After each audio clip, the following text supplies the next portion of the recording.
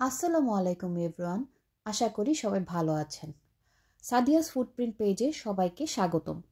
আজকে আমি আপনাদের সাথে শেয়ার করতে যাচ্ছি নরওয়েতে তৃতীয় দিন আমরা কোন বাসাটি নিয়েছিলাম। বাসাটিতে ঢোকার সাথে সাথেই রাহাতকে বলে ফেললাম ভবিষ্যতে কোনো বাসা কিনলে এমন একটি বাসাই কিনব।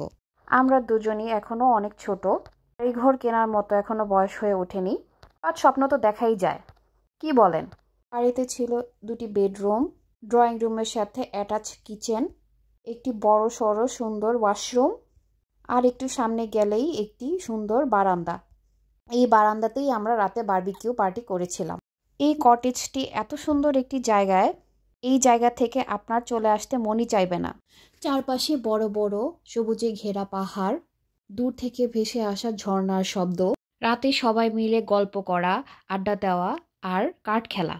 আড্ডা জমে উঠেছিল গরম দুধ চায়ের সাথে।